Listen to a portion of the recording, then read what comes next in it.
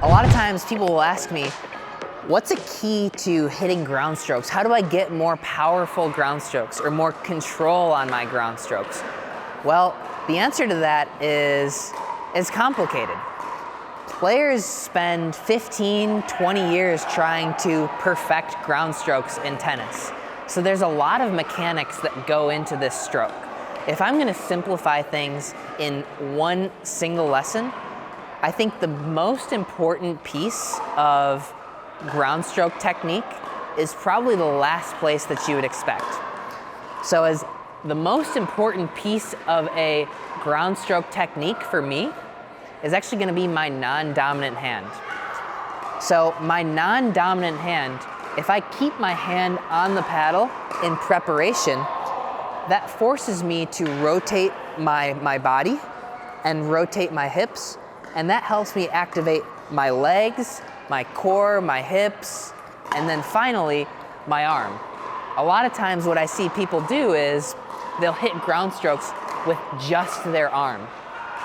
Can you imagine me trying to hit ground strokes with just my arm? I'm like 135 pounds soaking wet.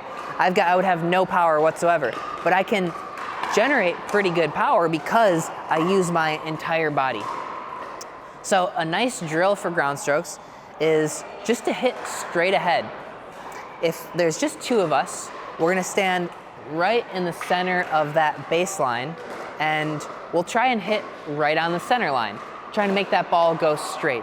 And a key to this drill is getting a nice preparation with the offhand. So what Anik and I are gonna do is just hit from baseline to baseline.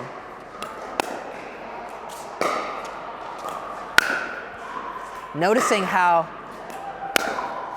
I'm getting this offhand is what closes up my stance. It allows me to use my legs, my hips, my core, and my arm. Notice how my hands are kind of staying together most of this time. Here's what I typically see from non-tennis players or kind of beginning pickleball players is they'll hit their ground strokes using only their arm. And here, we don't get any topspin, we don't get as much power, and we lose out on a lot of control. So a key to ground stroke success is keeping those hands together.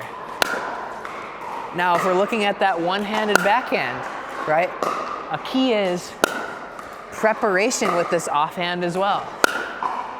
With a backhand, your hands separate a little bit, but the preparation keeps those hands together.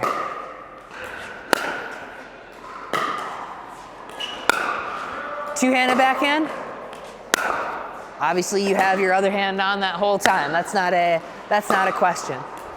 Well, that's a good one to end on. The nice part about ground strokes in pickleball is you can become a pro-level player without phenomenal ground strokes in doubles. There are certain players that are never going to hit a third shot drive. They might not ever hit a backhand drive. They might not ever hit any drives. It's not a shot that you have to succeed at the absolute highest level. It's a nice tool, right? It's great to have. It's something to work on. If this isn't something that's in your skill set, work on getting a very, very reliable third shot drop, and that will serve you very well. Make sure to check out the APP Academy if you'd like to learn from me in person, or ZaneNavratilPickleball.com to see my teaching schedule.